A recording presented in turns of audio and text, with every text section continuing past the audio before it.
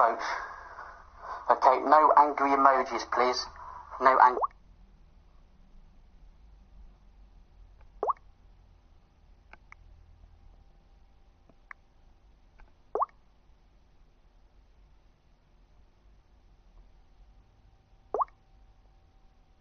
Do you hear that?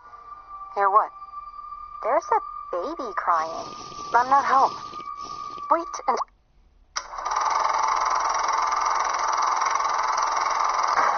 Quick context about this video. I pranked Taras, who's known on YouTube as Crazy Russian Hacker. He has millions of subscribers and uses a high-tech camera that's worth over $180,000 to record some of his slow-motion videos. I worked with his brother Dima and Dennis Rooney to tell Taras his camera is broken, and we're tech support. I'm going to tell him that his insurance won't cover it, and he'll have to pay out of pocket to fix it. Sit back and enjoy. Hello, what's up? Чувак, привет, what are you doing? Just chilling, what's up? You busy? Надо поговорить. Давай. Что? Такая ситуация. Помнишь мы видео с Денисом снимали, with Денис Рори, что мы с такой мачете выпили эти яблоки? Да. Помнишь? Мы, короче, я хотел сегодня сделать заставочку, знаешь, и хотел еще поставить, еще видосик, типа, чтобы вместе сделать, и just don't get mad, okay? Все, я думаю, что мы все решим, короче, вся мачете в камеру, знаешь, полетела и разбила камеру. Все. Я этим мачетом кинул, знаешь, там где вент, ты corrected, что-то, не знаю. Что там, что? И оно туда ударилось и упало и разбилось. Как она в общем целом, внутри там что-то, знаешь, звучит как будто что-то... Понятно, трайпад говно, я говорю, трайпад надо было купить, и щит надо было купить. Hey, I have this guy, он сейчас есть, он хочет просто с тобой, потому что ты умер, и ему надо говорить. И что? Не, что? Я в курсе. Сам добазарился, скажи, я уже, I'm with that tech on the line сейчас, знаешь, he needs to talk to you, просто спросить информацию. Yeah, hi, I don't mean to interrupt. My name is Russell, and I'm a customer support manager here at Vision Research. I was speaking to, I believe, Daima regarding some damage to a Phantom V2010. Who am I speaking with? Kulakov. Okay, Taras. All right, Taras, can you explain to me, I guess, what happened exactly? I am familiar with which part is damaged, but we need to know how the damage happened just to be sure that perhaps it could have went a little bit deeper than just the outside component. Well, I think whenever we were filming, we were supposed to throw an apple, and I think Machete probably hit the camera and camera fell or something. What hit the camera, sorry? Well, it's a machete. A machete? Yeah. Okay. Just to make sure I'm understanding, the camera was punctured with a machete, like a knife. Yes, it hit the camera and then it fell on the ground. And I got you. And we tried to turn it on and it's not turning on. I'm trying to see what we can do here on my end. I think at this point it might be good for me to go ahead and transfer you over to our head tech support agent in our call center over in India. We have actually some of the most talented and brightest people over there who work in our repair division. So can I go ahead and put you on hold to transfer you over there? Okay, sounds good. Alrighty. Please hold. All of our representatives are currently busy. Ты помнишь, что такие просто, это может ничего не покрывать, Next available representative. The estimated hold time is currently less than 1 minute. Thank you for your просто не сказал, что просто ты ехал, и она свалила. First in line, and will be Я не знаю, я just freaked out, сколько мог. Надо было ему просто сказать, что она приехала, она... Все. Придется, знаешь, сразу не понял. Занервничал, знаешь, и freaked out. Ну, что теперь делать? Ну, ладно, я тогда снимать не будем, если сильно дорого. Ну, ладно, давайте поговорим, maybe they'll take care of it. Hello, my name is Rakesh. I'm calling with tech support department here at Vision Research. How may I help you today, sir? Yes, so what kind of options do you have to fix this camera? First, can you tell me exactly how the damage was done? Well, it's pretty much it fell down. The tripod was not well secured or something and just fell down from a tripod on the ground and it broke. Okay, alright. It was pretty much tripod fault and stuff. And I wish it was better tripod. But what did you hit it with? Our tripod is very secure. It does not fall by itself. Did you have earthquake or something? We did not find your tripod. Oh, that is the problem, right? What do you mean? Our tripod, it is a little bit more secure. But I think maybe when you get the repair, hopefully you will buy also one tripod for more secure placing, right? Okay, so how much what are the options? We having 1100 for the tripod, our newest one. I don't want a tripod. How much is it gonna be to fix? With the parts and labor, it will be roughly 27,655. I'm not gonna repair it for $27,000. Okay. Am I gonna have to make a video about that? So let me ask my brother real quick. Hold on a second, okay? Okay, go ahead, right. Ты скажи, что у тебя типа здоровый channel, знаешь, что твоя мало тут не знает. Hey, okay. Hello, are you still there? Yes, hello, sir. I am still here right now. Okay, I have a 3 million subscribers channel. I was wondering, are you guys interested in any some kind of like a good promotion? The thing is, I have almost 40 million views monthly, and the thing is, I can do either negative or positive videos. I would like to give you a very, very good feedback for your cameras, for your company. When you say negative or positive, what do you mean exactly? I am sorry, I don't understand too well. I'm just saying, if you're gonna take care of me, I can take care of you very, very well. That's all I'm saying. But let us say hypothetically, right? Let us say we don't take care too good, right? Will you do anything bad? I don't know. I don't know. Okay. So what I'm asking you, could you help me out and fix it for free? Right. And I can give you a nice feedback. I think I am very interested. You have very large audience, sound like it. But what kind of channel is it? Just so we can make sure it is within our demographic, Amatis? It's in science experiments and DIY and life hacks and technology. You know what I mean? Okay, right. I get it. You know what? I took some notes right now. I will go ahead and pass you to my supervisor, who I think usually helps people out with this, right? So I will see what he can do for you. I'm sorry, I know it is very stressful for you. I don't mean, I'm very sympathize with you, right? So I will try to fix it, right? I want to get it working for you to make the videos.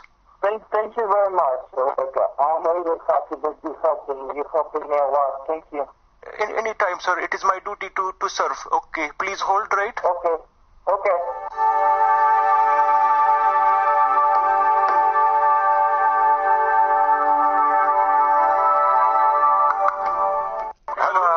I'm calling with the fraud department here at Vision Research. How can I help you today? Hello. Yes, hello. I actually just speak with my employee Rakesh, and he tell me about you have a little bit of a problem with your camera, right? I told him that I have a big YouTube following stuff. Yeah. Right. How exactly did the camera break? I think maybe my employee a little bit confused. He tell me something about a knife. Yeah, it hit the pretty much knife hit because it was flying knife, hit the camera, and the camera fell with the tripod on the ground. I am very surprised for this. I've been here for a while now, working here, and I've never heard something like this. It sounds a little bit stupid, but yeah. That's what I do. I do stupid videos. I do science experiment videos. I do life hacking. If you want to check it out, Crazy Russian Hiker. Okay. Yeah. And I have 80 million views too, all right? Yeah. What kind of channel do you have? I have a channel where I tell people how stupid it is to throw a knife at your camera. Are you trying to offend me or what? No, I don't know if somebody's trying to make a joking or what. Are you being serious or are you joking with me? Why are you yelling at me? Because I pick up the telephone, you're yelling at me. Are you a manager? Yeah, I am the manager, yeah. Okay, thank you very much. I'm going to talk to a manager in America, and I'm going to I am American, right? I have American passport. I'm an American citizen. And we are here, I am in the office I'm going to talk to another manager. I'm going to talk to CEO, if I have to, and I'm going to tell everybody that you have treated me this way. What do I do to you? I am the top manager, you stupid. Look. Did you just call me stupid? No. I don't understand why you don't believe me. I was doing a video and it hit my camera Do you know Crazy Russian Hacker? You can pull it up right now. You can see who I am, and you can see what I do. Wait. What is your name?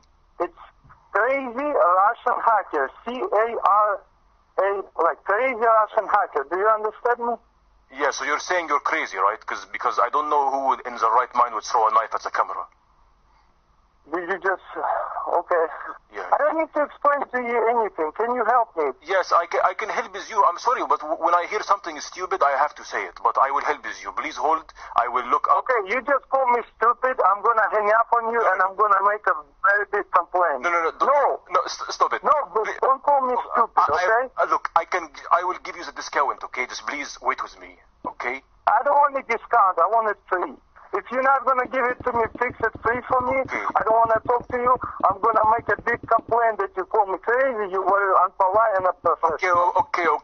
Look, I'm going to look up the YouTube right now. I'm going to put in one more time. I'm sorry. Okay, look, I will look it up. Give me just 1 minute. I will just verify that you this channel and see. I can't believe you don't believe me. Why would I be joking? You know, I really upset about my camera. My business is working, and now I have to listen to you. Okay. I'm not trying to offend you at all. Okay. But please do not offend me, okay? No need to be a crybaby. Okay, hold on. The estimated hold time is currently less than Don't 6 minutes. Thank you for your patience. Is now first in line. Hello? Yes, hello. Okay, Mister, I look up the channel right now. Crazy Hacker. I see it here. So you have like a big audience, right? Yes, I do have a big audience. Yeah. But if we don't do anything for you, you still will be nice, right? Of course. I'm not going to say anything about it because I still love the camera. Okay, all right. The thing is, this camera was my dream. But anyway, what's up? Yeah, I understand. Okay. I will go ahead and transfer you to our accounting department, and we will see what we can do for you. Okay.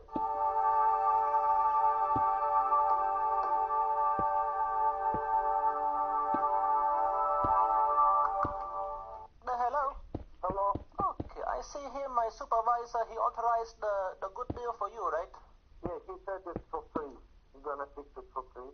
I'm trying to process the replacement right here, but the system not to tell me that actually somebody by the name of Daima was using it.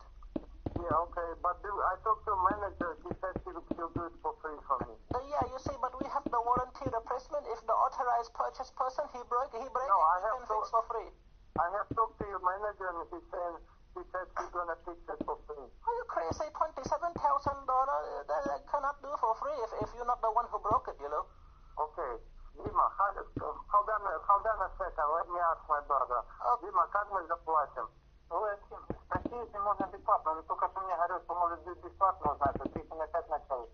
Надави на него. Can you speak English, please? I want to understand, you know. I don't want anybody to... I'm saying, I'm not gonna... Please, I'm not gonna... speak English. Okay. How do you like it? What did you say? Exactly. You don't know because I talk in my language. You have to speak English.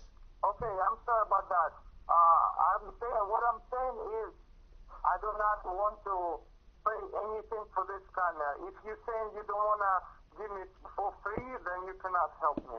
Between me and you, if I want to do that, can you give me, if I give it to you for the good I work in the accounting, so I can take it up, no problem, but can you give me the promotion too? No. But why not? No. Don't be so stingy. You know, I know you don't want to pay the money, but promotion is a free. What kind of promotion are you looking? What do you? I want you to give them a good, review for the camera. But then the next week I want you to upload one about my Chinese restaurant. Right? We just have a new egg roll. Oh, okay, that's fine. What kind of channel is that? I have a Chinese food. You know, we have a restaurant. I want you to make a video. You say, "Hello, I am the crazy motherfucker hacker. I like the food. Very tasty." Win. Oh, okay, that's fine. Okay, but my sister too, right? She's trying to start a beauty guru, right? So can you help her too? No, only 2 shout-outs. Only 1 shout-out. One more, I promise you, just the 3, right? No, I can't do that because the thing is, if I do so many people, I'm not gonna enjoy anything. Like it's gonna be negative. Like, well, if I do too many, they're gonna be very, very negative about it, you know? Okay, so it's three, you do the 3 shout out and then we give it to you for the at cost price of 3,000. How you feel about it? What kind of shout outs are you talking about? You give a 1 shout out for the camera, you give a 1 shout out for my restaurant, and 1 shout out for my sister Ranga Hatman Goyam Tirangay for her Beauty Guru channel, you know? No, just 2. Just 2 shout outs. Okay, what about 2 and a half? I have a 1 cousin, he's like a midget guy, he's a small one, only count as half. No, I can give you shout out, you and your sister shout out in 1 video, that's fine. No, but I don't want to share, you know, I want to have my spot right, you know. Okay, so we can do this here. So basically, just to confirm, I'm going to send out the contract to you, so you're going to give us the 4 shout out, right? Well, I want to first see the contract before I want to agree with anything. Does that sound good? Yeah, but you give me the verbal contract right now, right? What? But you give me the verbal contract here, right? Right now, you say I give you the full promotion? No, I do not give you. No. But you say it. You already say I do it. No, I don't know. But I'm sorry, this call I do not understand. What?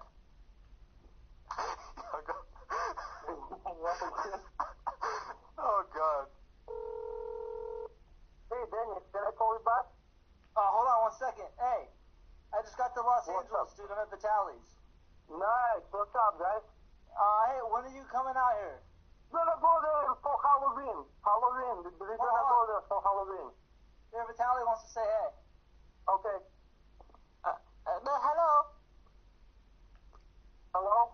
Hello, how are you doing, crazy guy? Oh my God! What the fuck? Oh, you guys suck! Oh my God! Oh my God! Oh my God! You guys suck! Oh my God! I can't believe it! Thank you for watching, and shout out to Taras for being an amazing sport, and to Dennis Roddy for helping with this elaborate prank setup. Be sure to check out Taras's channel down below, and check out Dennis Roddy's page for some great pranks and how-tos. If you enjoyed this and want me to prank more YouTubers, let me know by hitting that like button, and leave a comment letting me know who you want me to prank next. I applied for a job, and now I'm getting told that I have to get my ass slapped when we have celebrations on a big sale. And I also have to smoke marijuana on break if it's offered to me. This is ridiculous.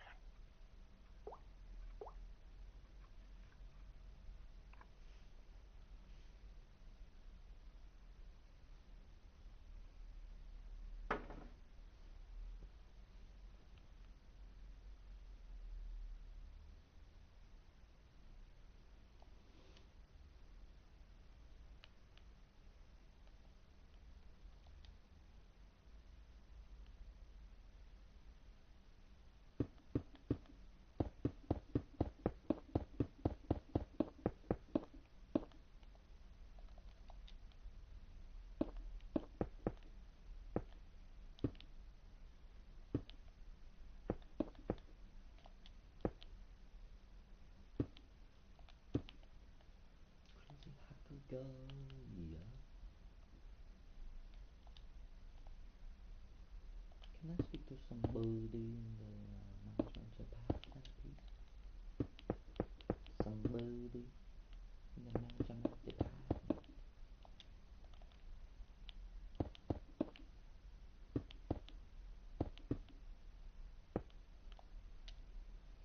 Management department.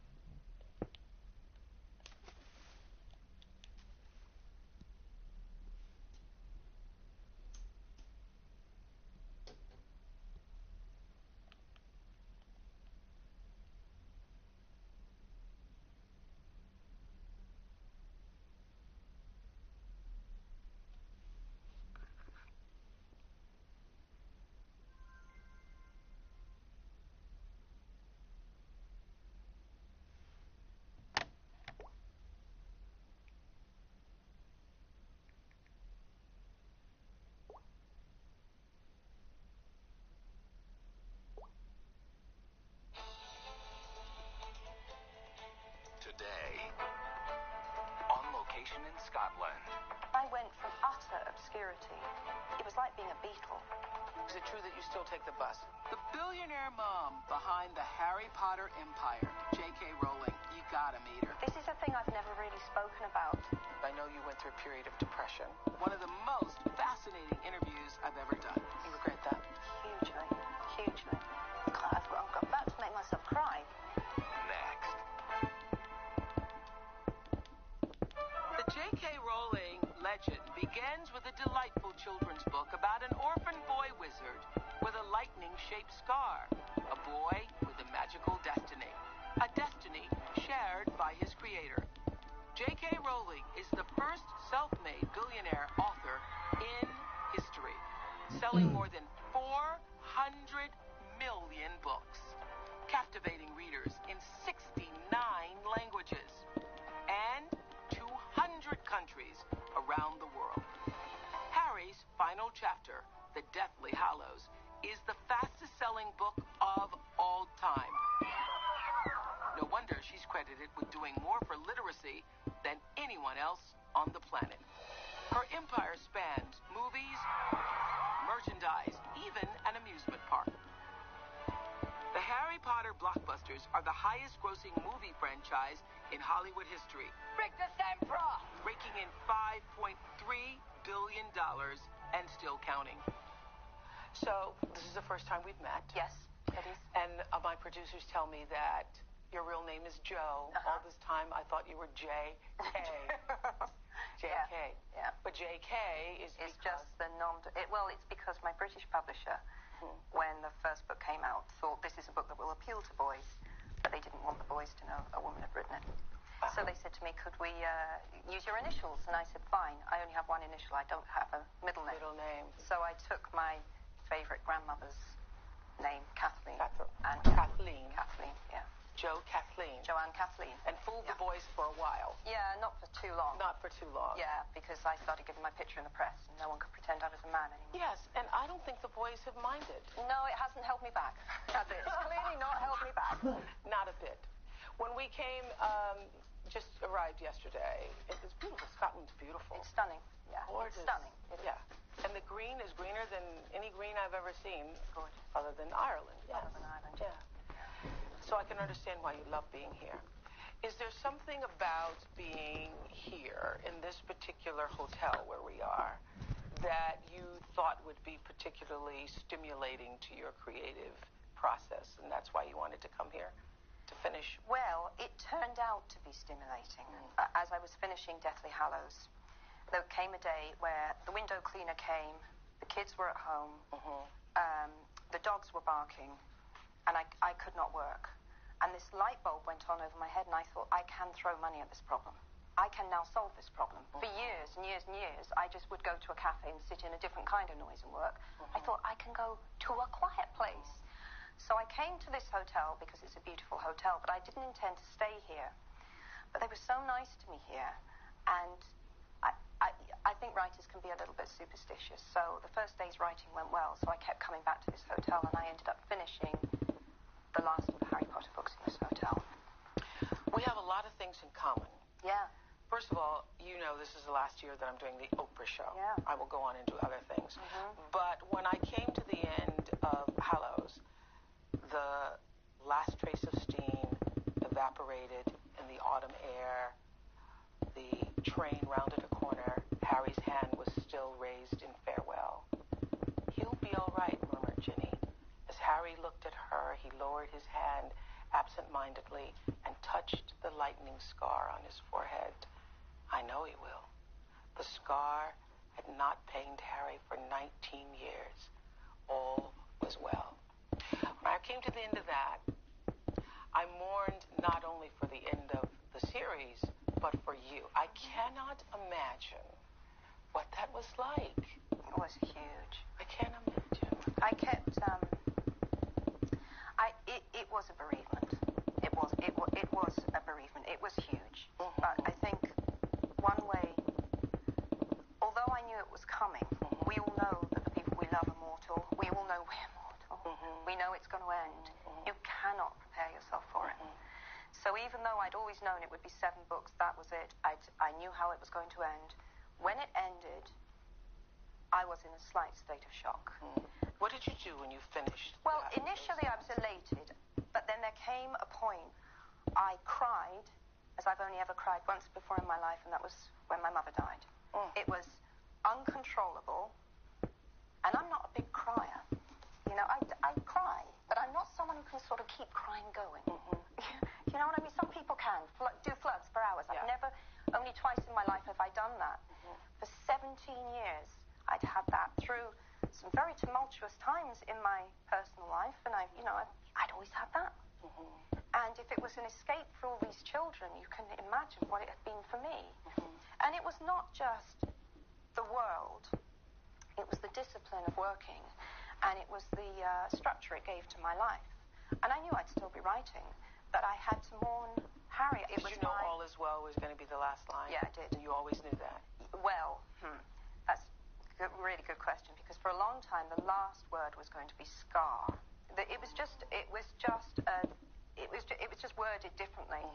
But I had said that to fans, the last word would be scar, and then I changed my mind. I just wanted the last words to be All Is Well. All is well. Yeah. But you know what happens ever after. Yeah, I do. Yeah. I couldn't stop. I don't think you can when you've been that involved with characters for that long. It's still all in there. They're all in my head still. I mean, I could write. I could definitely write an 8th, 9th, 10th. I could easily. Will you? I'm not going to say I won't. I don't think I will. I loved writing those books. I loved writing it. So I feel I am done, but you never know. Tell me, did you ever feel that you had to succumb to the pressure? Because when you first started, the first one, the world didn't know. Yeah. And afterwards, once the deals are made in the industry and the entire universe of Harry Potter began, I'm sure the pressure was overwhelming at times. Yeah, it was.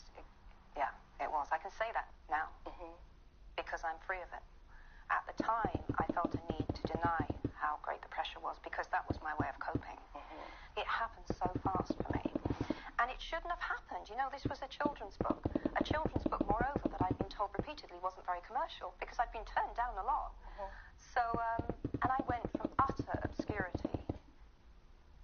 It was like being a Beatle. There came a point where it was crazy. That's such a great analogy. But it was, except there were 4 Beatles. So they could turn to each other and say, my God, this is crazy. I couldn't turn to anyone, so the pressure was insane. We turned up to a book signing, my second American tour. My first American tour had been kind of hit and miss, you know. Turned up for my second American tour, thought it was going to be the same thing again. We're in this car, rolling down the street, and there's just this queue, block after block after block after block. And I'm looking out the window, and I turned to the girl from the publisher. I said, is there a sale on? And we turned the corner, and there was this enormous Barnes & Noble. And I thought, oh, my God. And the queue snaked up the street, up the Barnes & Noble, up through 4 floors. And they took me in the back entrance. They opened the door, and they screamed. So and all these light bulbs went off in my face. And I was, oh, my God. And I signed 2,000 books, and the queue hadn't ended. We had to go. Yes. We call cues lines. Lines. The line. The line went on and on and on. The line went on and on and on. Yeah. Okay. Wow. And that is when you knew. Yeah, that's a real stand-up moment for me. I mean, I knew it was getting big in that you know, there was press attention and so on. But at that point, that for me was the real. That was when it felt Beatlesque. That's when it started to get crazy. So you ask about the pressure. At that point, I kept saying to people, yeah, I'm coping. The truth was, there were times when I was barely hanging by a thread. Coming up, Jo takes on the harsh critics. What about all the criticism that you received from a lot of religious people, and opens up about her insecurities? And later, Michael Jackson makes Jo a big offer.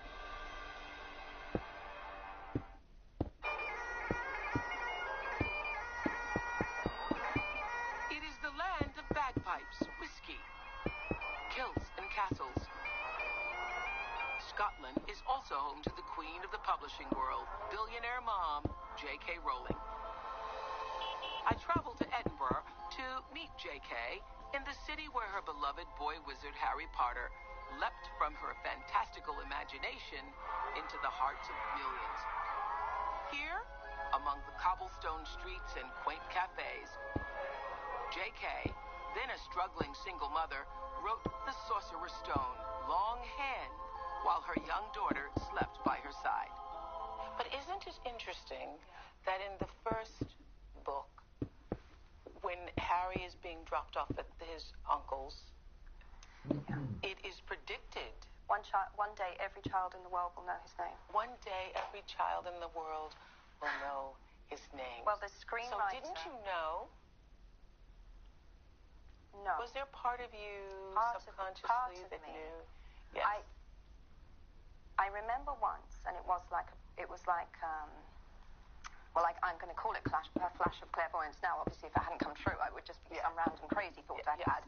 But I do remember one day writing Philosopher's Stone. I was walking away from the cafe where I'd been working. Philosopher's Stone, which became Sorcerer's Stone, exactly. So that's the first novel. And I had this moment where I suddenly thought, it was like another voice speaking to me, and the voice said, the difficult thing's going to be to get published. If it's published, it will be huge. Wow. And that is exactly what it was. So there was some hint that the voice had said to you. Well, the thing is, you've got to believe, haven't you? Yes. You know, I was not the world's most secure person. I wasn't someone with an enormous amount of... In fact, I'd say I was someone with not much self-belief at all. And yet in this one thing in my life, I believed. That was the one thing in my life. I felt I can tell a story. Is it true that it just, I've heard the legend is that the story just entered your head while on a train? Yeah, that's true. That is true. I had been writing all I ever wanted to do from the age at which you understand that books are written. They don't just spontaneously grow up out of the ground. Which for you was about 6? Yeah. 5 or 6.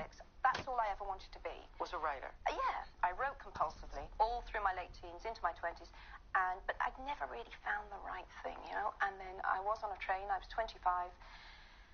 And it came, and what came was, boy doesn't know he's a wizard, goes to wizarding school. Bang, bang, bang. And then that was it. And that was like touch paper. And I was on this delayed train going from Manchester to London. And just flooding with what's at this wizard school. There are 4 houses. There are ghosts. There are house ghosts. What do they teach? What subjects do they learn? Who are the teachers? And I had no pen. But that was it. That was it. I don't think I had ever felt so excited. I thought I'd love to write that. I'd never thought about writing for children. I'd never thought about aiming anything at that age group.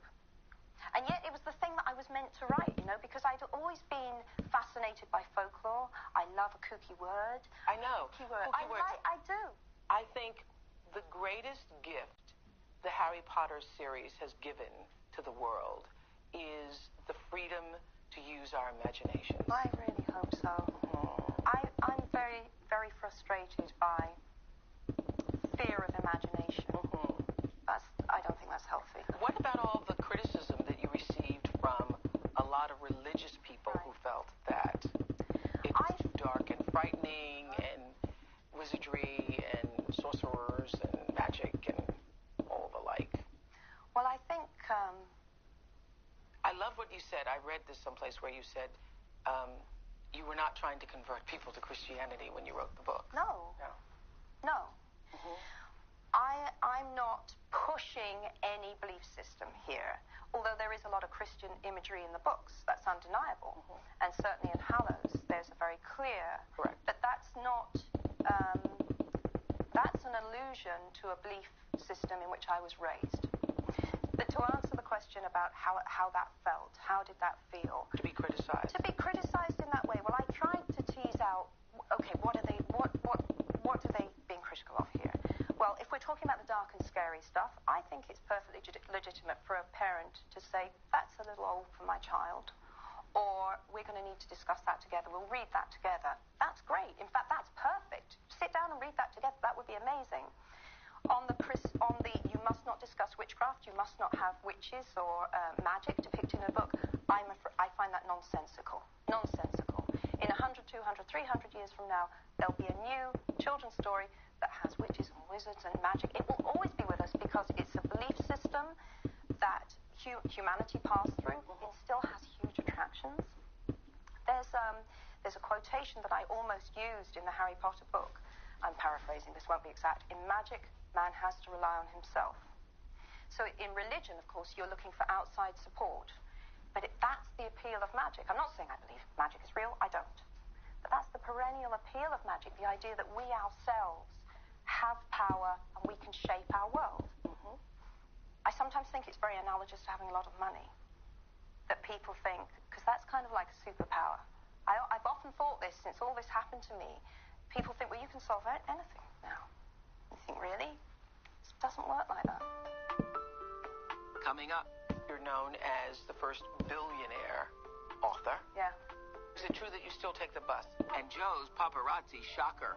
There's no way you're thinking, if I'm wildly successful, they will want long lens photographs of me on the beach in my bikini.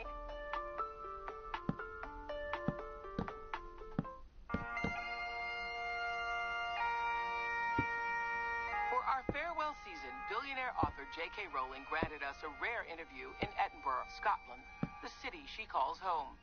We sat down at the historic Balmoral Hotel. This is where she completed the final chapters of Harry Potter's wondrous journey. After selling more than 400 million copies of this series, it's hard to believe that 12 publishers rejected the Sorcerer's Stone. 13 turned out to be a lucky number. A publisher, bewitched by the spectacular tale, finally agreed to print it. J.K. signed the deal with a warning from her agent. You'll never make money writing children's books. Isn't it interesting how, when you first get to understand what having money can do, like you had to realize, oh, I don't have to...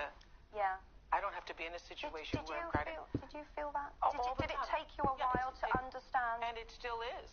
Me too. And it still does. Me too. It still does. I think it's that moment where you're trying to choose between two things. Oh, that's happened to me. And you suddenly... You realize... Actually, I could get both. I could get both.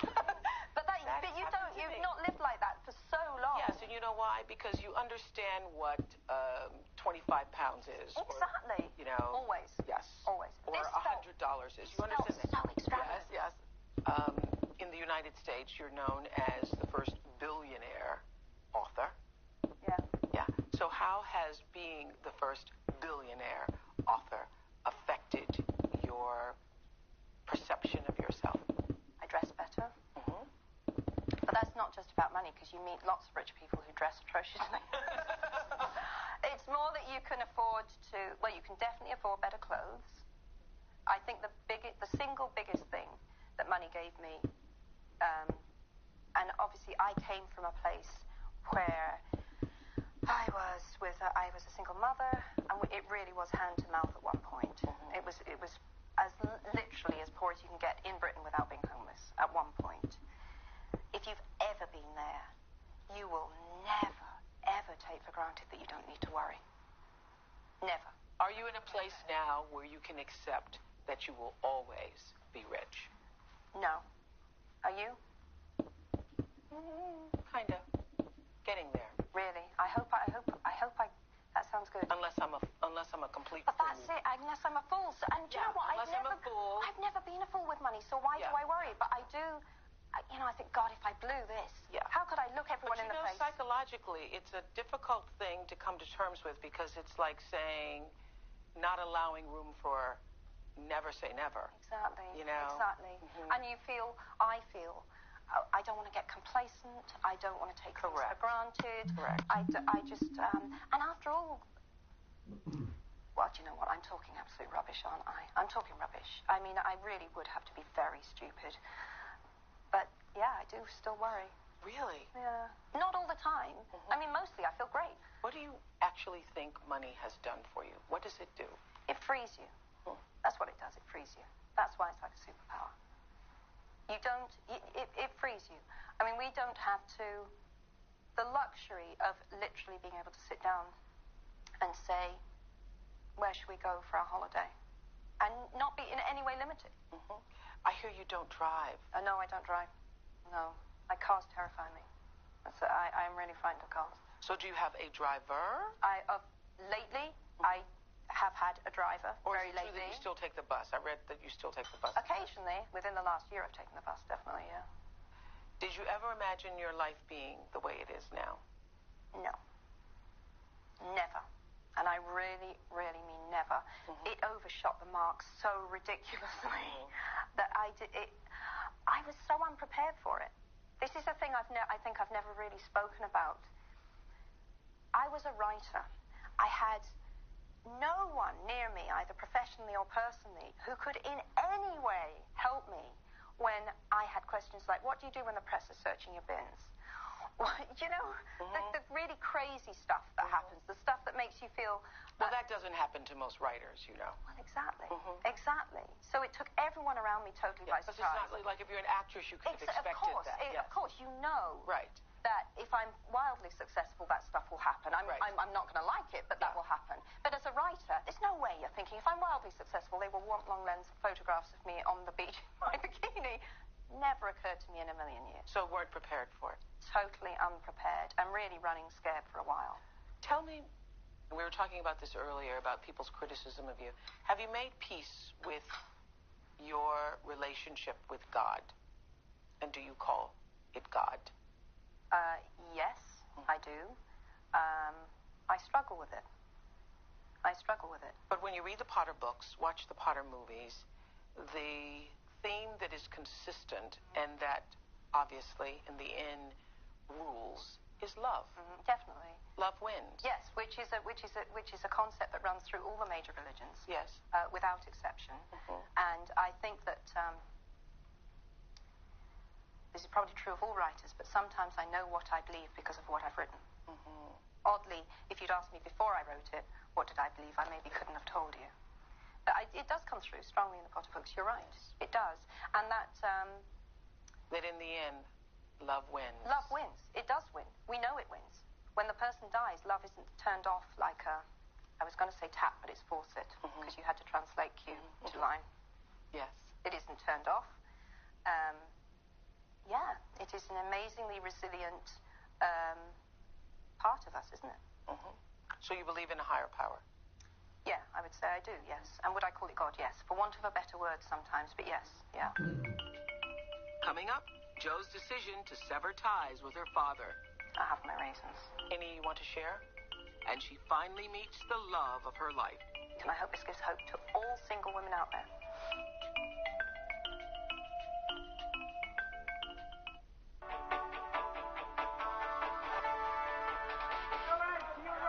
Before J.K. Rowling became one of the world's richest women, she led a modest life as a secretary in London. She was 25 years old when her mother died from multiple sclerosis, sending Jo into an emotional tailspin. Desperate to escape the pain, she moved to Portugal, married and gave birth to her first daughter, Jessica. But the marriage was, in Jo's words, short and catastrophic. She packed up her daughter, moved to Scotland, where she hit a new low. Jo was clinically depressed and struggling to survive on welfare. What did your first marriage teach you about yourself? You know, we've heard very little about it, and you haven't spoken very much about it, only that it was short-lived. I think 13 months and a day? Yeah, it was, yeah. You're good. 13 months and a day. What did you learn about yourself to never be repeated? Well, I think the first and most important thing to say about that marriage is I would do it all again, step for step, to have Jessica, who is incredible, and the world's a better place for having her in it. So, you know, don't regret a thing. Okay. I think I repeated patterns from my first family, as we often do in my selection of which is what my first husband. Yeah, huge thing. But you say, what did I learn? I think that it taught me, I'm proud that it taught me that I had a strong survival instinct. Because when I knew that it was time to go, I left. Did it help you to know more of who you are? Did it bring you into... Eventually, but I can't pretend that I walked straight out of that marriage and that experience saying, you know, I feel enlightened in any way. I felt quite shell-shocked. I had a very, very tiny baby. and then I walked straight into poverty and depression. So, but in a strange way, all of that, yes, was enormously illuminating. But I did a lot of thinking after that marriage ended, primarily about me, why things had been as they had been. And it was 7 years before I met the right man. But I think it needed to be 7 years. You know, and were you ready? Yeah, I was really ready. In 2001, Joe married anesthesiologist Neil Murray in a private ceremony at their home in Scotland. Today, Joe and Neil are raising their 3 children in Edinburgh. The strange thing is, a week before I met Neil, literally a week, and I hope this gives hope to all single women out there, I remember speaking to a very good friend, and she said, well, what would you like in a man?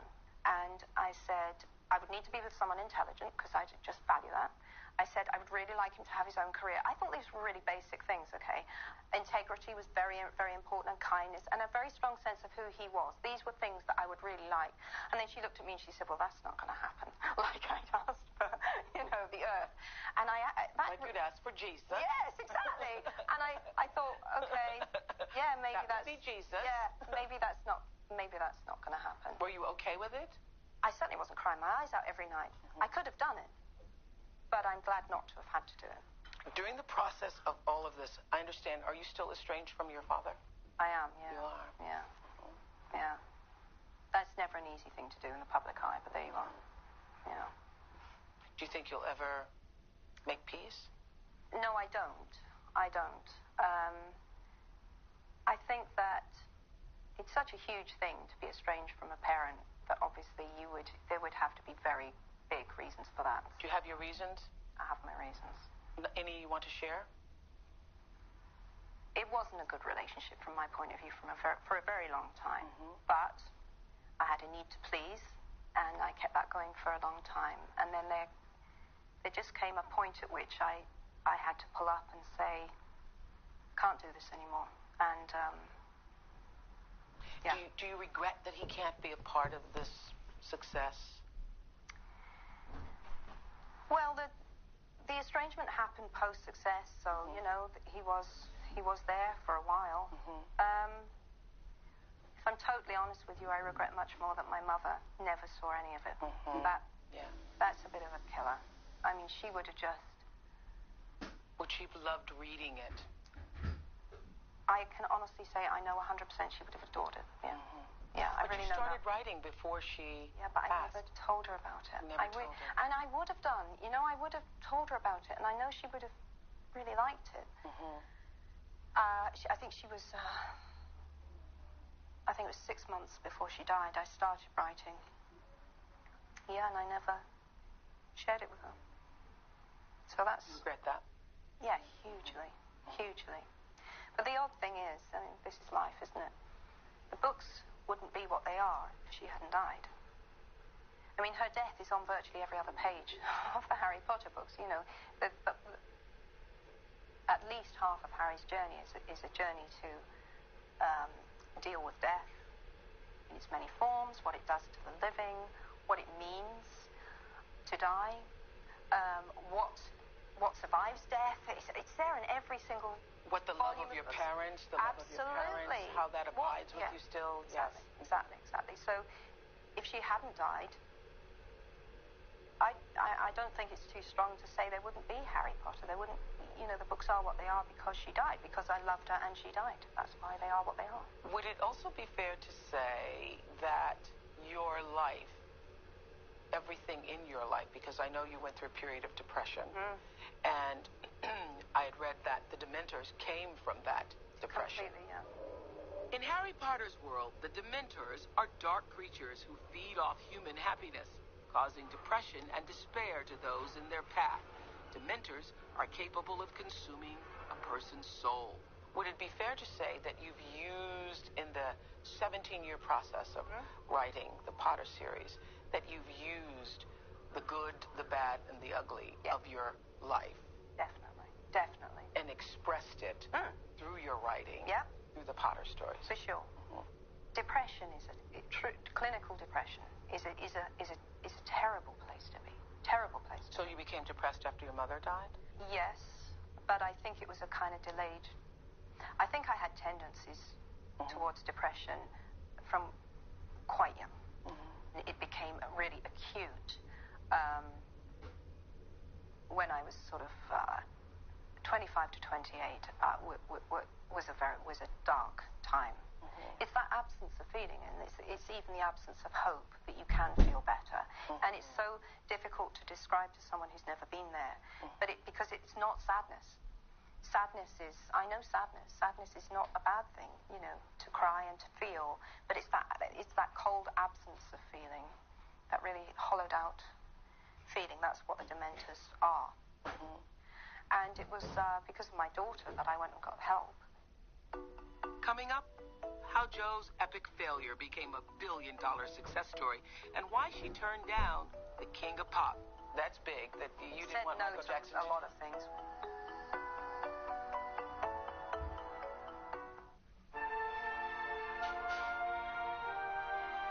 So why do I talk about the benefits of failure? Simply because failure meant a stripping away of the inessential. I stopped pretending to myself that I was anything other than what I was, and began to direct all my energy into finishing the only work that mattered to me. I was set free because my greatest fear had been realized, and I was still alive, and I still had a daughter whom I adored, and I had an old typewriter and a big idea. And so rock bottom became the solid foundation on which I rebuilt my life. It is impossible to live without failing at something, unless you live so cautiously that you might as well not have lived at all. I love the Harvard speech. Were you a little nervous going to speak to Harvard, even you?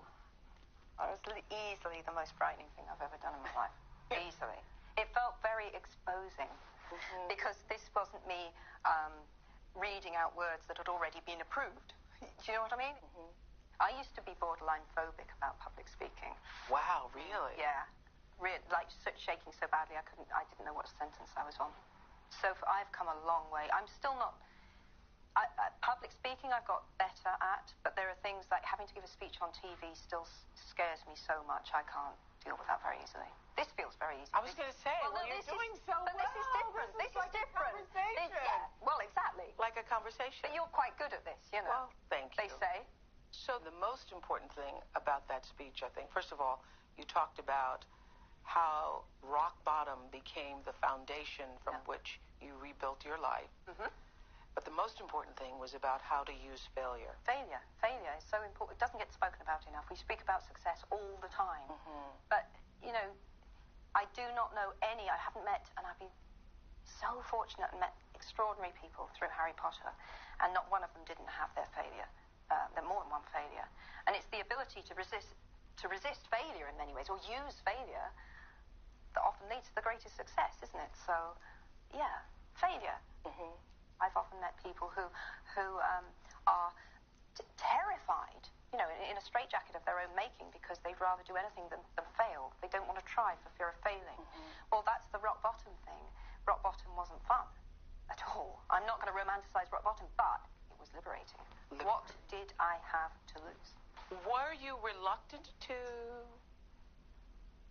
increase the empire? Yeah. Meaning the theme parks, the doll figures. I mean, there is an entire Potter universe. There is. Anything you can imagine in the world, it's been Potterized. I can only say to you, it could be so much worse. It could be. Michael Jackson wanted to do the musical. Really? That's big, that you didn't want Michael Jackson to... a lot of things. Do you control all of it? No, no. I have a say. For me, it's. I love the films. I love the books, and there are elements that are really fun around it. With the theme park, when they came to us with a really extraordinary proposal, which is that this will be state-of-the-art and it will be like nothing anyone has ever seen. And they could back that up.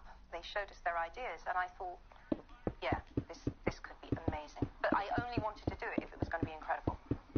And it truly is. I mean, if I had been a reader of the books, I would have wanted to go there. Coming up, God, I'm about to make myself cry. an emotional moment we didn't see coming. And later, Joe's burning question for me. I mean, you're coming to the end of this. How does that feel?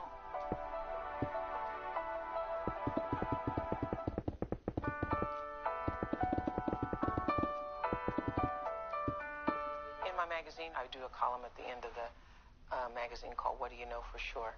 And every month when I write it, I'm like, I don't know a thing. I'm really glad you said that, because I thought if you asked me what do I know for sure, this is going to be tricky. Okay? Yes.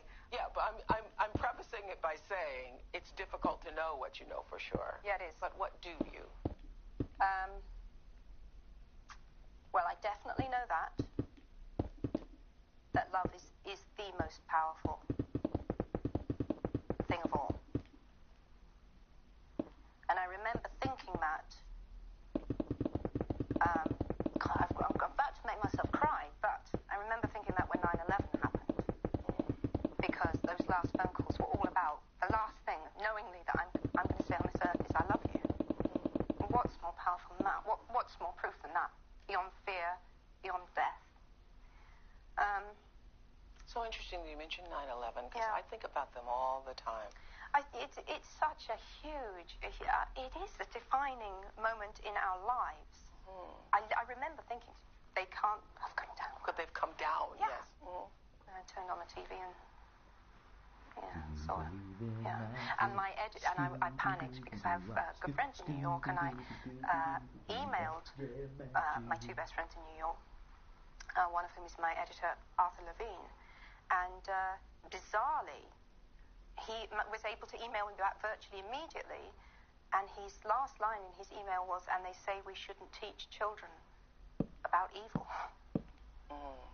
Because we had many a discussion about that. What is your dream of happiness? Well, in the first Harry Potter book, Dumbledore says to Harry, the happiest man alive would look in the mirror and see himself exactly as he is. So I would have to say that I'm pretty close.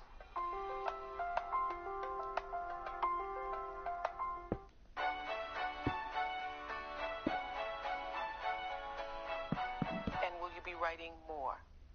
Oh, God, definitely. I can't, I literally can't stop. Well, I mean, you could tie my hands to my sides, I suppose, but I have to write. For my own mental health, I need to write, yeah. So, that's how you know you're a writer. Yeah, well, exactly, yeah. Yeah, I love it. I need to do it. I mean, you're coming to the end of this. How does that feel? It feels like the time is right for the end of this. Yeah, of this, exactly. Yeah. And would I be able to completely withdraw from the public and never sit and talk to, or have the curiosity to talk about another person's life or hear their stories? No. That's why I'm creating my own network. But I read something recently. It was the story of Michael Jackson in the making of Thriller. And in that story, the writer said, Michael Jackson never realized that Thriller was a phenomenon, that it being the #1 selling album of all times is a phenomenon, that what happened when that album came out and people all over the world doing that dance and listening to every song and buying it is a phenomenon, and that he spent his life chasing the phenomenon and therefore was never satisfied. I read it, and that really resonated with me. And that really resonated with me too. And I thought, I don't want to be that. Exactly. I don't want to be chasing the phenomenon that I know. I have to do it again. I have to do it again. Have to do it again. No, I did it. I'm really proud that I did it. Yes. And I'm sure you feel the same way. Yes, that's exactly how I feel. But this is a new phase. Yes, that I will bring this to a close, just as you have brought that to a close. Yeah. And then I will go on to whatever the next chapter is, and let that be whatever that is going to be. I feel exactly the same. It would be more interesting if I disagreed for interview purposes. But I do feel, I read that interview, and that part resonated with me. That is the part that stayed with me. Yeah, that was life-changing for me in that moment. Click, switched. I thought, oh, that's why I was so afraid of moving forward with this idea of the network, because I'm thinking, how am I going to top this? How am I going to make it? How am I going to do that? You have to, it's a completely separate thing. Yeah. And it will be paralyzing. It's paralyzing. Totally. If you're going to spend your whole life trying to create that. Because, of first place. That was Kismet, universal divine order, Jesus, all of it. So yes, that brings me to the final question for you. Yeah. Is there or has there been a part of you that feels I've got to top Harry? No. And I really mean that. And I get, I get asked that. It's not even, people don't ask me that, interestingly. People tell me that. People say to me, well, you must just think, well, how on earth am I going to top that? How will I? And I think, no, I really, truly don't think that. It was amazing. It was also insane at times. Yes. And there are parts of that insanity I'll be quite glad to leave behind. You became a Beatle. I'm so, and it was fun for a while. But, I'm so grateful I had it on so many different levels. I love the people who read the books. I dedicated the last book to the people dearest to my heart, and the seventh part of that dedication was the reader who stuck with Harry right the way through. I love them. Which is exactly how I feel about all the people who stuck with me. I feel that. And when I was saying, making the announcement for leaving the show, the only time I teared up, and in the future, even sitting in meetings, the only thing that makes me cry is thinking about the viewers, the people who made it all possible. I'm sure, well, I feel totally the same way.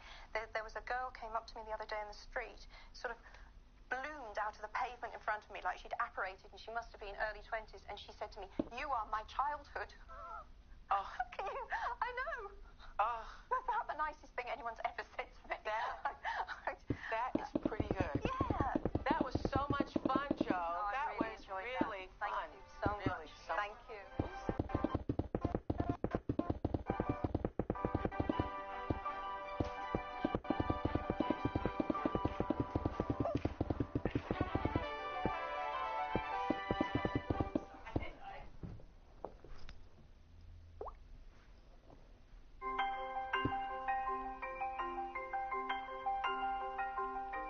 It's November 2006. J.K. Rowling is working in secret on the final chapters of Harry Potter and the Deathly Hallows in a hotel room in Edinburgh.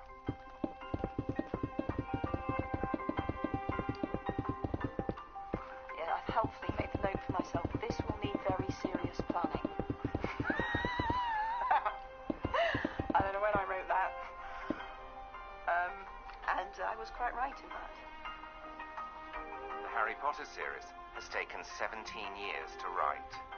It's an epic saga of childhood confusion, danger, and adventure. But it's more than just a children's story. Behind the witchcraft and the wizardry lies an intensely moral fable about good and evil, love and hatred, life and death. My name is James Runcie. I'm a writer and a filmmaker, and I want to find out the secret of J.K. Rowling's success. How has she done it? And where has it all come from? You look really nice there. Oh, thank you.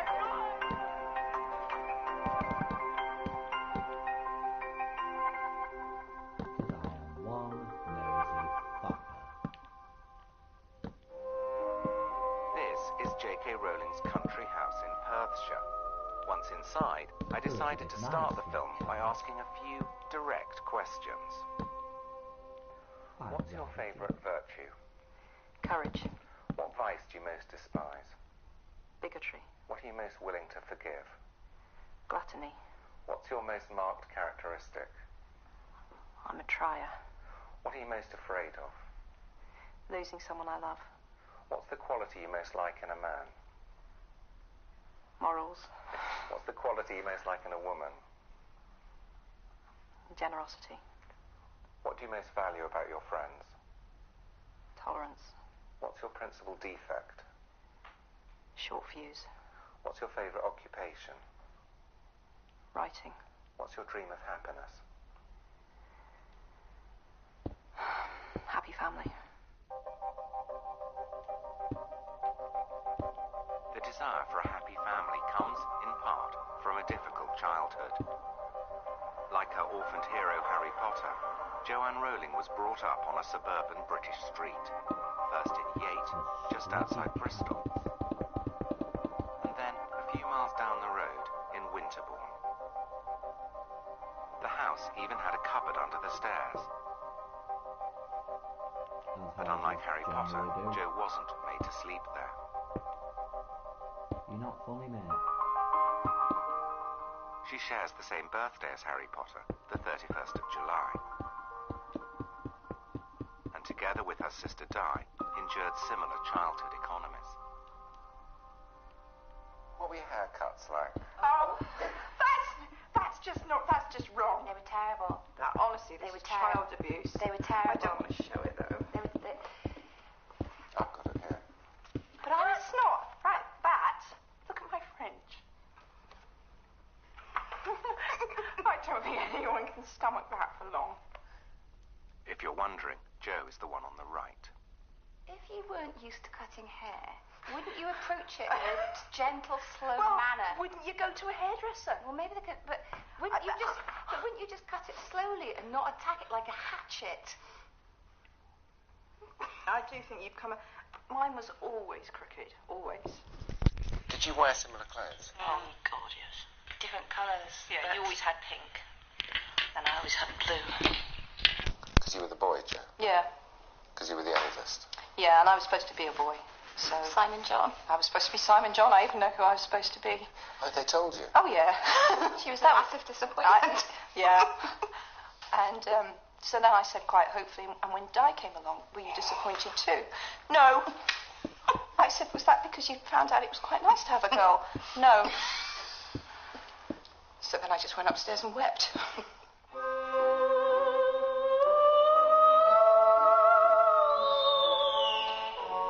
When Jo was 9 years old, the family moved to a village outside Chepstow on the edge of the Forest of Dean. Here was a location that offered a whole range of imaginative possibilities, magical creatures, mystery, and intrigue.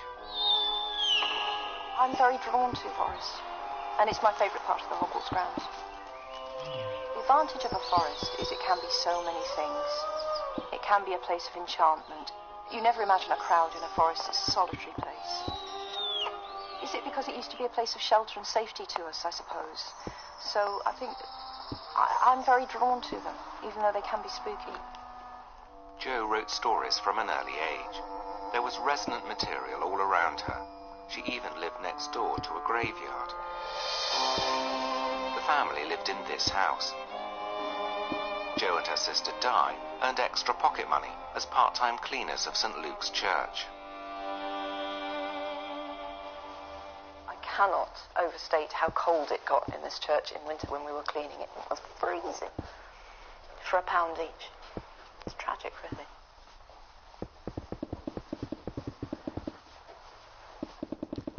We must be in here loads. Because we used to sign this book all the time. Oh, God, I know. Oh, look, it's me. There I am.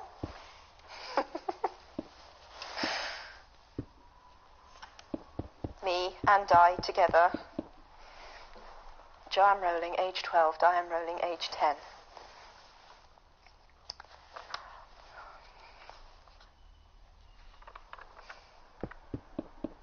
It's a name I stole for Harry Potter. For an unpleasant character as well. Hide the book, lock it away. You've forgotten about that. Yes. Jo was the only member of the family to attend church services regularly and was baptized here at the age of 11. Do you believe in God? Yes. I do struggle with it. I couldn't pretend that I'm not doubt-ridden about a lot of things, and that would be one of them, but I would say yes. Do you think there's a life beyond this of some kind? Yes, I think I do. Jo's religious belief and her thoughts about love, death, and the afterlife were severely tested when her mother was diagnosed with multiple sclerosis in 1980. I was 15 when she was diagnosed, but we now know that she was showing signs probably from when I was about 10 or 11. She would have odd losses of feeling in limbs. Her balance actually was poor for a long time, and then it just got worse and worse, and she decided it was time to visit the doctor, but she wasn't expecting to hear anything. And then, a year of tests, and there we were. She had a very virulent form of the illness, and at that time there were no drug treatments at all. They said, well, you've got multiple sclerosis. See you. The illness was to have a devastating impact on the two girls, particularly as they found their father difficult.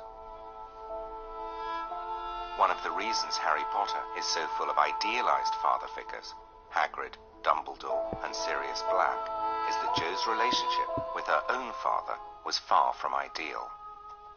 I was very frightened of my father for a very long time, but also tried, well, it's a common combination, isn't it? I also tried desperately to get his approval and make him happy, I suppose. And then there came a point, quite shamingly late in life, where I couldn't do that anymore. And so I haven't had any contact with my father now for a few years.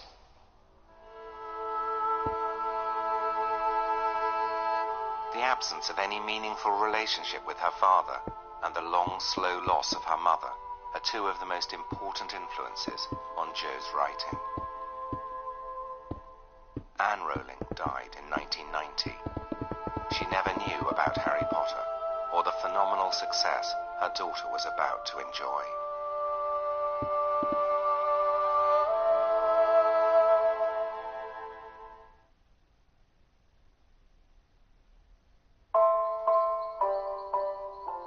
The death of Joanne Rowling's mother was to have a profound effect on her writing.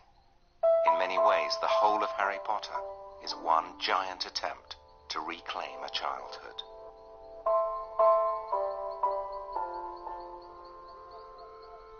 You think the dead we have loved ever truly leave us? You think that we don't recall them more clearly than ever in times of great trouble? I'd been writing for 6 months before she died. The weird thing is, the essential plot didn't change after my mother died, but everything deepened and darkened. Harry was always going to lose his parents, and it was always going to be a quest, really, to avenge them, but to avenge everyone against this creature, this being who believes that he can make himself immortal by killing other people. So that's something I created before she died, but yes, it seeped into every part of the books. I think, in retrospect, now I've finished, I see just how much it informed everything.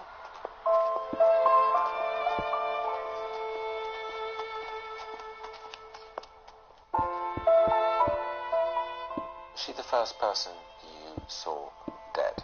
No, because I didn't see her dead, which was in deference to my father's wishes. I wanted to see her, and he didn't want me to see her, and I mistakenly, as I look back, I agreed not to, and I really deeply regret that. I really, really, really wish I'd seen her. It didn't matter what she looked like, it would have made it easier. Because I do believe that the truth, which is another theme in the books, and certainly stems from my own past, I think that the truth is always easier than a lie or an evasion. Easier to deal with, and easier to live with.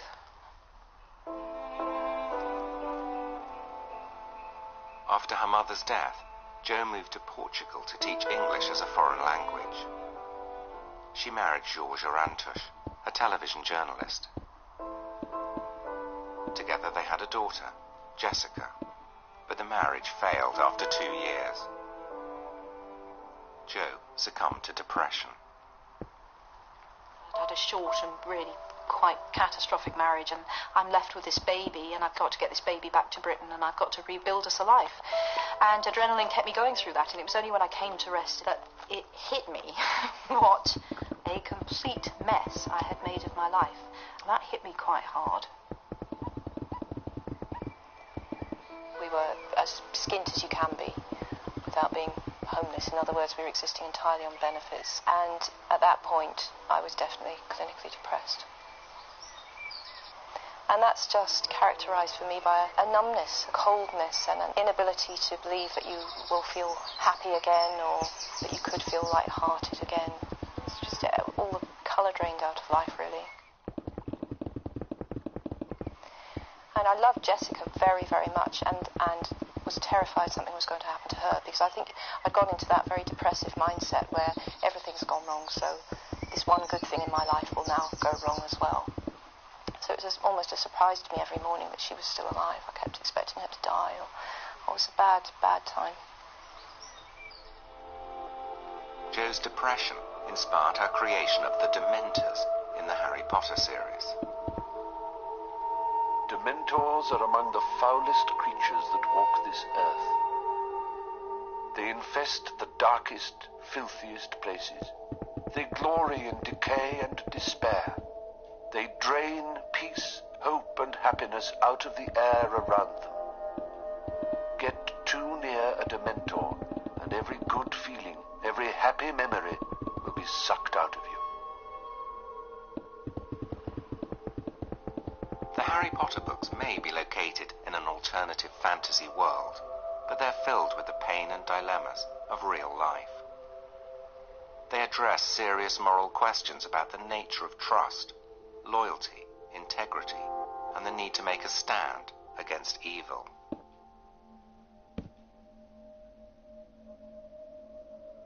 Through the series, Harry Potter has to learn what it means to be a force for good against the dark arts of Lord Voldemort. I think we all understand what an act of evil is, and Voldemort qualifies extravagantly for acts of evil. He's killed not out of self-defense, not to protect, not for any of the reasons that we might all be able to envisage, or most of us could envisage ourselves killing in certain extreme situations if people we loved were threatened or in war. He's killed cold-bloodedly, sometimes for enjoyment, and for his own personal gain. I call that evil. And yes, at the end of the book, you have a clash of two utterly, utterly different, again, for want of a better word, souls. One that has been maimed and has become less than human, because to me, human includes the capacity to love, and Voldemort has deliberately dehumanized himself. And this flawed, vulnerable, damaged, and yet still fighting, still loving, still daring to love and daring to hope soul, which is Harry. And they meet and they clash, and it's what happens when they clash that gives us our denouement.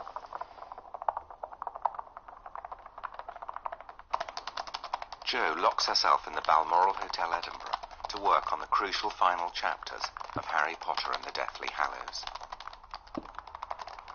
It's January the 11th, 2007, and the end of 17 years of writing.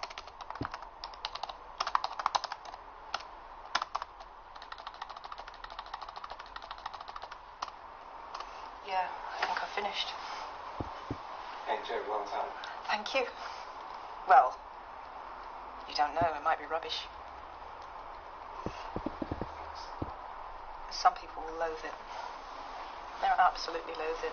But the thing is, that's as it should be, because for some people to love it, others must loathe it. That's just in the nature of the plot. Some people won't be happy because of what they wanted to happen hasn't happened. And to an extent, there's so much expectation from the hardcore fans that I'm not sure I could ever match up to it. But I'm actually really, really happy with it. So it's very odd to think that this will be broadcast after loads of people have read it. And people may right now be throwing things at the screen, but I'm really happy with it. I like it. And I don't always feel like that. Jo puts on the page numbers, saves the document, and plays Lily Allen's Smile.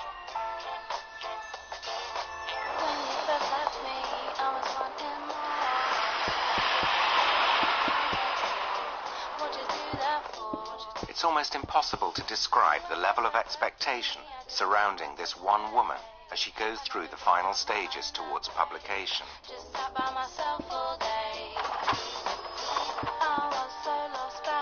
The process all seems so normal, almost boring. But this is now the most valuable manuscript in publishing history. She takes it in person to her agent, Christopher Little, in London. The handover is at Heathrow Airport at 10:43 on Friday the 12th of January 2007. The manuscript is taken to Jo's editor. After she's read it, she goes through it page by page, checking that every loose end is tied up.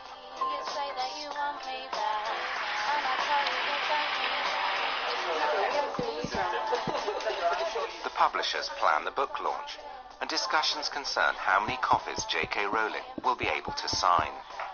A signing that will happen at midnight on publication day, but this will be about somewhere between, well, about 2,000 children for argument's sake. Jo's agreed to sign for 8 hours. Yes, she has. You can't get that many people in anywhere. Everyone here is forbidden to reveal anything about the plot to anyone. We want everybody to get the book at the same time, and then everybody will know what happens at the same time, depending on how fast they read, of course. So you're not going to tell me what happens? I'm not going to tell you what happens. Can't tell you what happens. Be shot. Would you lose your job if you told me what happened? I can't tell you that, James. Well, Mr. Potter, the whole thing starts with the tale of the three brothers. On April the 23rd, Stephen Fry records the audiobook. The stuff was quite disgusting, as though someone had liquidized bogey-flavoured every flavour beans. He poses with Jo for photographs. Big eyes are great, Stephen. Jo, keep engaged. Yeah.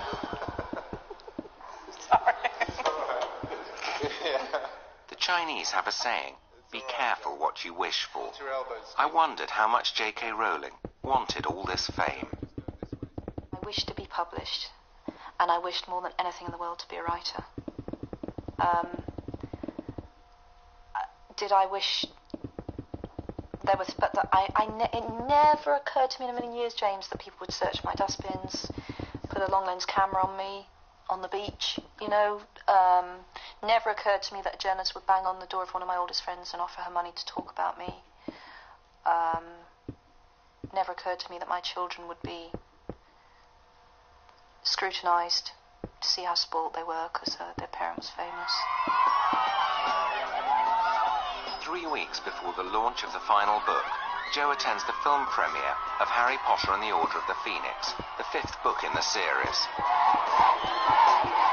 It's a starry, glamorous occasion, and Jo is expected to behave like a film star. But she is a writer, and when she started, she could hardly have expected all this attention.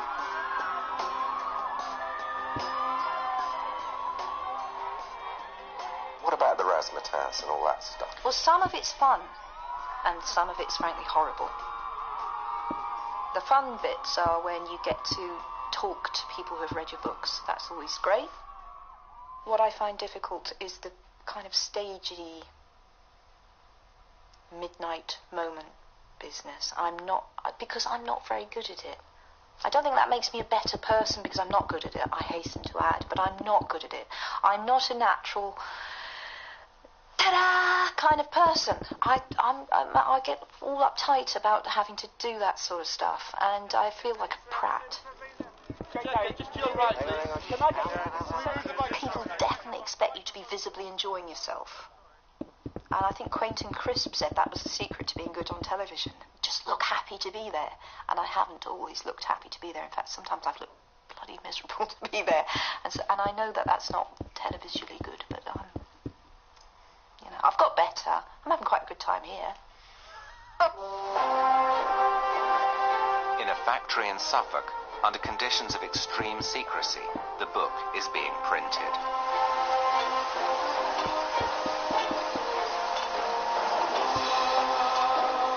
So far, the Harry Potter series has sold 350 million copies in 65 different languages. The conclusion to the series is about to become the fastest-selling book in history.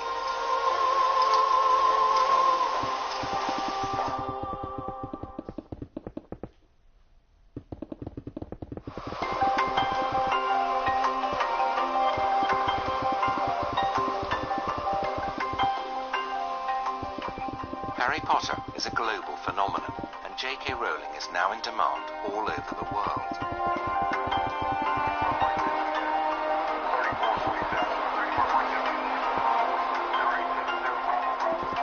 It's clearly a story with a happy ending. Here she is with her husband Neil on a private jet her publisher has hired for them. He's a doctor. They married in 2001 and have 2 children, David and Mackenzie. I wondered what their marriage was like and if there were tensions. What is J.K. Rowling like to live with? Tell the truth. Yeah, I'm going to tell the truth. Excellent. She'll detaches us. When she becomes very stressed, she'll detach herself and only trust one person, and that's herself. So everyone else gets blocked out, and she becomes more and more stressed, and less able to accept any help. So that's presumably quite stressful for you. Well, it is stressful. Basically, the barriers go up, and it's not just me, but it's everyone else around her. Only one person is trusted, and she's got to do everything herself, despite the fact that it's not possible to do everything herself. But Jo's single-mindedness has led to the most anticipated book launch in history.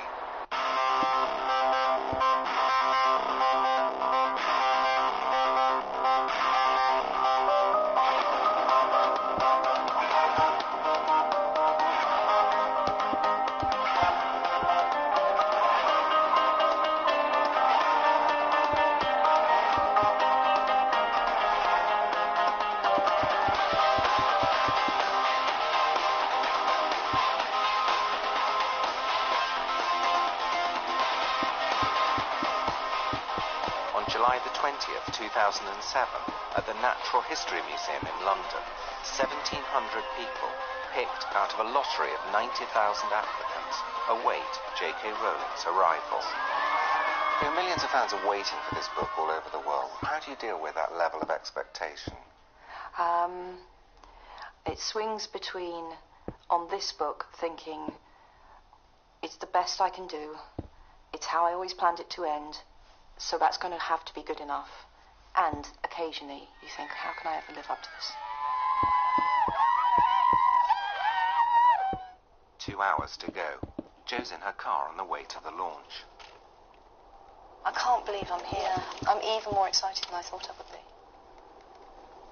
Do you know, queuing in Piccadilly 2 days ago from Belgium. I also really, really want a cigarette right now. And when I said that to Neil, he said, have you got one? And I should have done, but then I would have been hooked. Tomorrow I'd have gone out and bought 20. I can't smoke. With me, it's 40 a day or it's nothing. The book is embargoed until 1 second past midnight. At that point, J.K. Rowling will open Harry Potter and the Deathly Hallows and begin to read.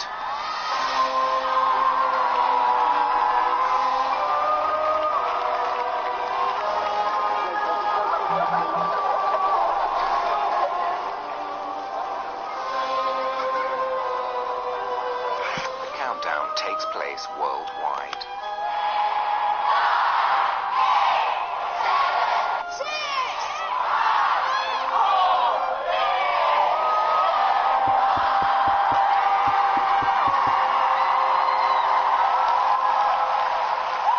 Chapter 1.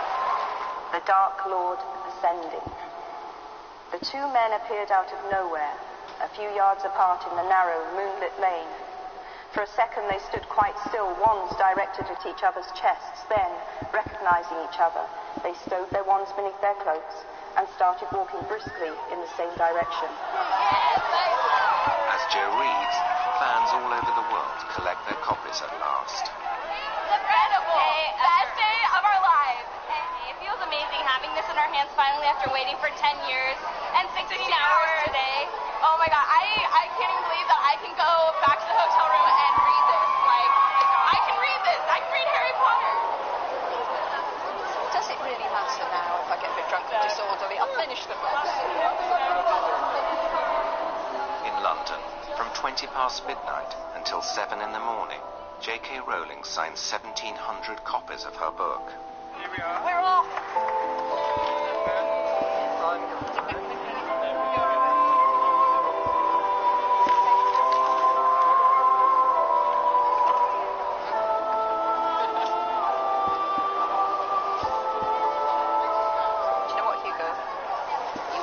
Someone who is called Hugo in this book.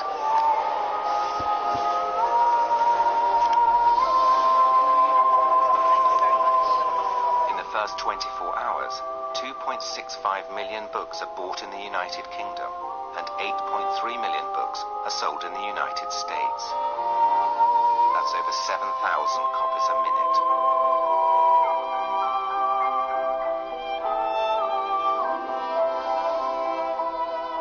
What readers find at the end of the last book is that this has been a story about the redemptive power of love. But if you don't want to know the ending, this is the time to look away for a couple of minutes. I felt it would be a betrayal of the character if I showed Harry doing anything other than living what all along he has discovered to be true, which is that love is the strongest power there is. And I thought a lot about people who had been through terrible things like wars, and having to come home and rebuild and espouse normality after seeing horrors has always seemed to me to be such a courageous thing to do. And climbing back to normality after trauma is much harder. It's much harder to rebuild than to destroy. In some ways it would have been a neat ending to kill him, a neater ending to kill him, but I felt it would have been a betrayal because I wanted my hero, and he's my hero, to do what I think is the most noble thing. So he came back from war and he tried to build a better world, I suppose, corny as that sounds, both on a small scale for a family and a larger scale.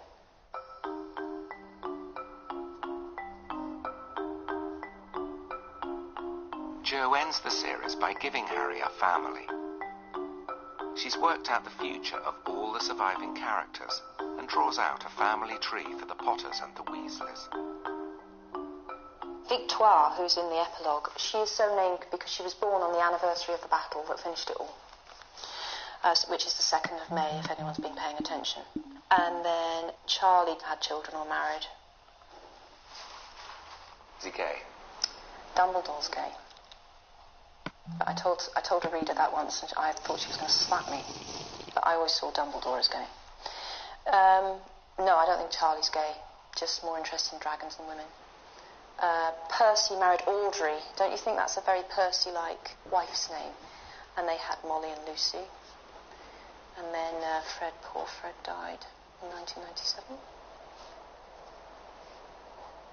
And then George, a lot of readers asked me, was George all right? And of course he wouldn't be all right, would he? That's the reality. I can't. But I think that he married Angelina, who was actually Fred's ex. So you can. Maybe it's a bit unhealthy, but I think that they would have been happy as he could be without Fred. I think he really would have felt like part of himself died. And then there's Ginny, who marries Harry. And Ginny marries Harry, and they have James, Sirius, godparents Ron and Hermione. They have Albus Severus, who's the one I'm most interested in. And then third, Lily Luna, for their dear friend. And what happens to Luna? Oh, Luna marries Rolf Scamander, who is the grandson of a great naturalist, so they'd have a very interesting life, globe-trotting and looking for weird animals. But I think she'd have twin boys. But later, that would be much later in this lot, who all settled down earlier. And are they happy? Yes, I think so. My lot are all happy. The twin boys have got names too. Lorcan and Lysander. If that's all right with you? Very Shakespearean. I can't help it. You know what it was like? It was like running a race and you get to the finishing line and you're running too fast to stop, so I do know what happened afterwards. So I couldn't stop my imagination doing that. So I know this sounds an awful lot of detail to go into for your own satisfaction and not because you're planning to write more books, but that's just how it was. I couldn't stop. I had to know what happened next. Well, you always have to know more than you put in. Yeah. No, I carried that on into another generation, but yes. So all of that could be another book. Yeah. Don't. No, it can't be. No. I think it would, I think it's definitely time to stop now. It gives me a certain satisfaction to say what I thought happened and to tell other people that because I would like my version to be the official version still, even though I've not written it in a book, because it's my world. But no, I don't want to write any more Hogwarts books.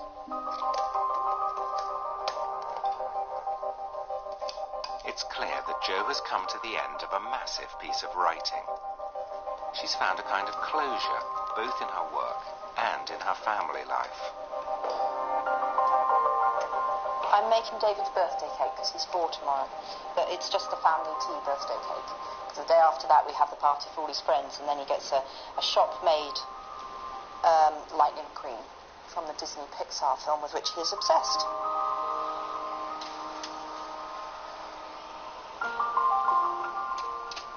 Baking really reminds me of my mother. She made fantastic cakes, so that really makes me feel like I'm doing the proper motherly thing when I'm making birthday cakes.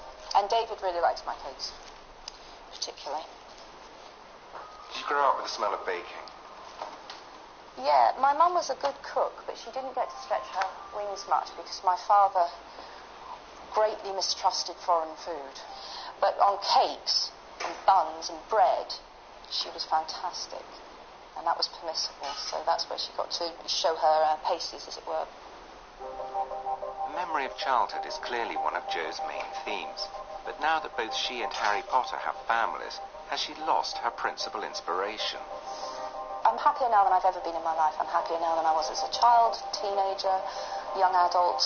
You know, I think middle age is probably going to be my time.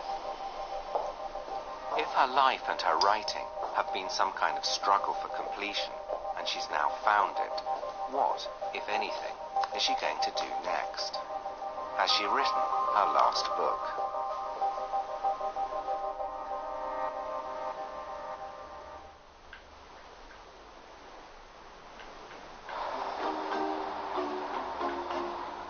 The Caledonian Hotel, Edinburgh.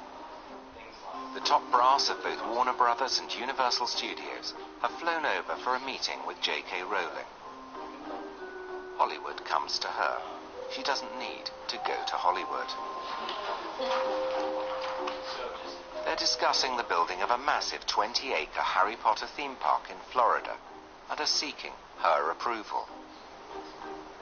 You know what? Sitting in a room full of people who are trying to impress you, that's when I feel at my most fraudulent. Because I feel like I'm about 13 and they're all grown-ups. And I cover that up quite well, but I often think, why are you all looking at me for? Because for years I was the least important person in the room, and I was doodling on my notepad when I should have been taking minutes and actually writing Harry Potter stories. The howler is floating in space, and its mouth is moving, but you can't hear what it's saying. But if you stand in the perfect spot right in front of this window, you have what's called hypersonic sound, and only that one person can hear what the howler is saying. I think it must be quite odd to be J.K. Rowling. Half of her life seems almost normal, while the other half seems completely mad. And the sensor will tell that there's somebody there. It will open its eyes, growl, and lunge at you. There's also the question of money. According to some press reports, yeah, you have £570 million. Mm-hmm. Is this true? Those reports are bollocks. How much do you have? Loads, but I'm not telling you how much. But it's definitely not 570. Why won't you tell me? Because I think it's private. But you have lots of millions of pounds. Yeah, I do. Money means that J.K. Rowling can afford to do her Christmas shopping in Tiffany. Here's a new coat that we have. It's wonderful. It's great. Yeah.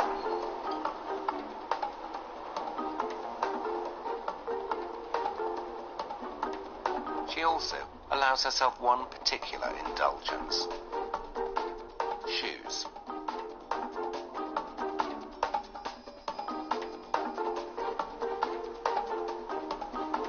Why do girls love shoes so much? I want all of those. You're really nice. Do you worry about people asking you for money all the time? No. Do they? Honestly. Strangers write to me and ask for money. A lot. And sometimes I've given it. But with people that I know, it does change your relationships. Anyone who says differently is a fool or a liar.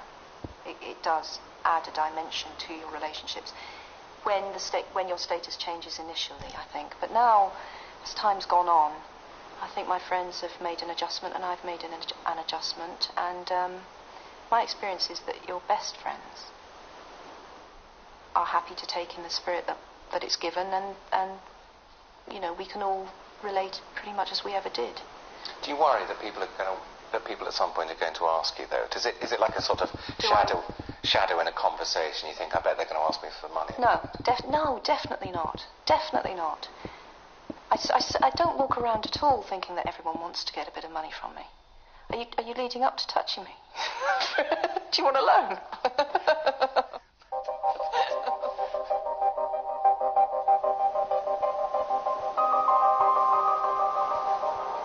Every week, Jo Rowling receives up to 1,500 letters, either from fans or from people asking for charitable donations. That's over 75,000 letters a year.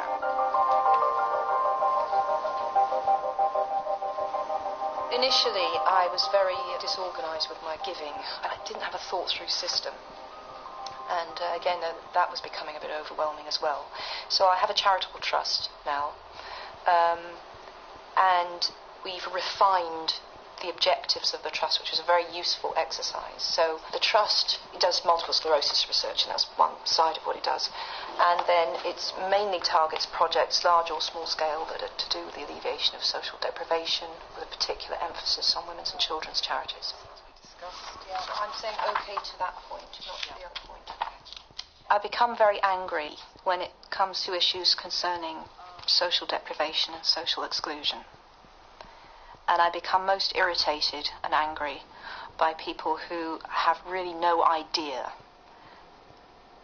how it feels to exist in poverty and how disadvantage cast an sometimes irreparable blight over people's lives. And I'm aggravated to real fury by the fact that there is a section of our society that can't join the dots and doesn't see how issues that affect even them, their safe lives, such as crime and drugs, things that touch the middle classes, have their roots often in terrible injustice. And it's amazing how people can't and don't care enough to try and redress some of those issues. Those things make me very angry.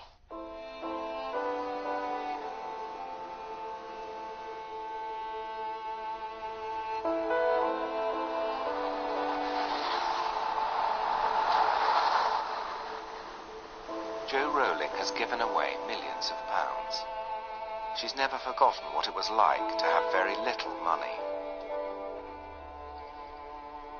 Amidst all the fame and the trappings of success, it's probably quite easy to lose sight of who she was when she started out.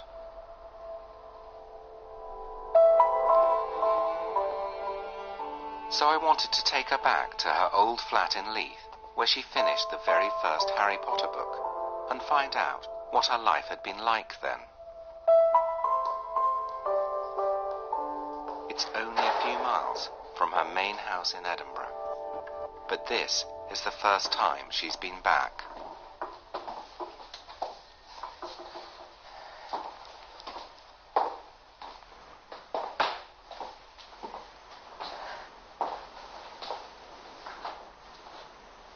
Did you write in here? Mm-hmm. This is really the room. Well, I finished Philosopher's Stone in here. This is really where I turned my life around. Completely. I mean, my life changed so much in this flat.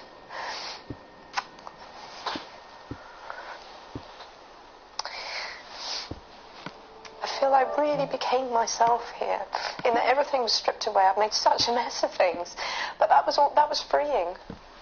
So I just thought, well, I want to write. So I wrote the book. And what is the worst that can happen? It gets turned down by every publisher and written, big deal. So, you know, it's really back to the wall time here. My bedroom's a lot, my bedroom, the bedroom is a lot tidier now. God, that's much. This was a tip when I lived here. Oh, look, Harry Potter books. Now that's really freaky.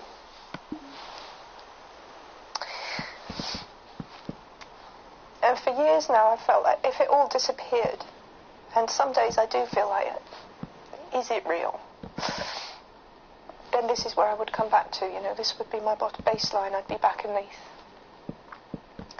And obviously if I'd known that 10 years on, I'd come back here with a film crew and there would be my published books in someone else's bookcase in this room.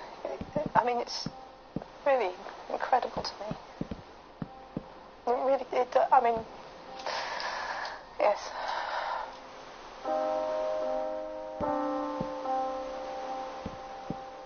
Because it's such a well-worn part of my story now, it's a big yawn to hear how I wrote it, as though it was all some sort of publicity stunt I did for a year.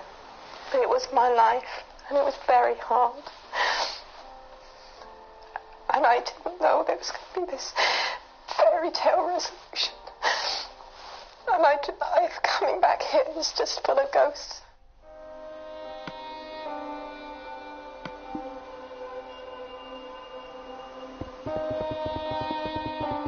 For most writers, the act of writing is a form of therapy, a way of making sense of the world and their place within it. Now, Jo Rowling is writing again.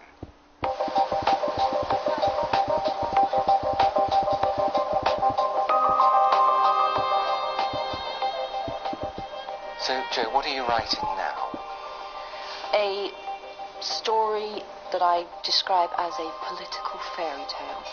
And it's for, I think, slightly younger children. So that will probably be the next thing that I finish.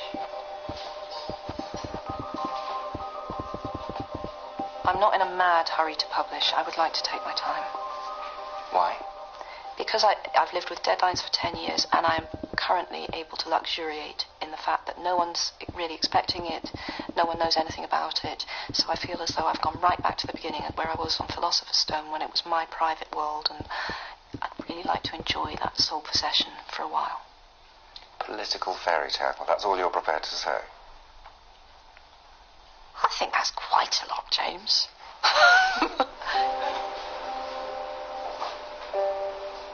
It's the end of a year of filming.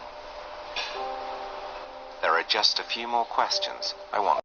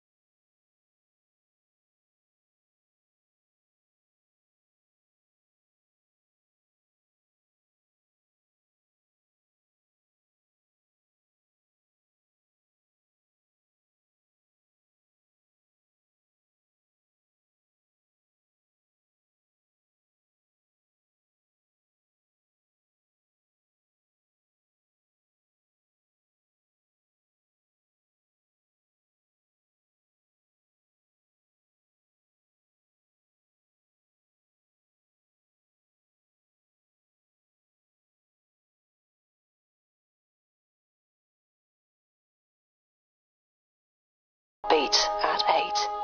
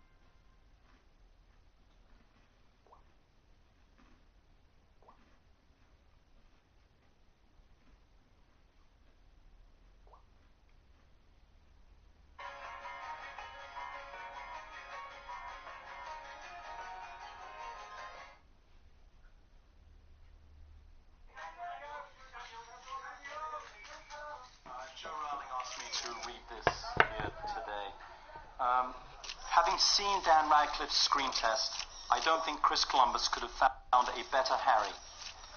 I wish Dan, Emma, and Rupert the very best of luck, and hope that they have as much fun acting the first year at Hogwarts as I had writing it. I think I'm a tiny bit like Harry, because I'd like to have an owl. Staring out at a room full of reporters on his very first day as Harry Potter, blinking at the popping flashbulbs and gamely fending off reporters' questions. There was no doubt about it. Daniel Radcliffe was in for the ride of his life.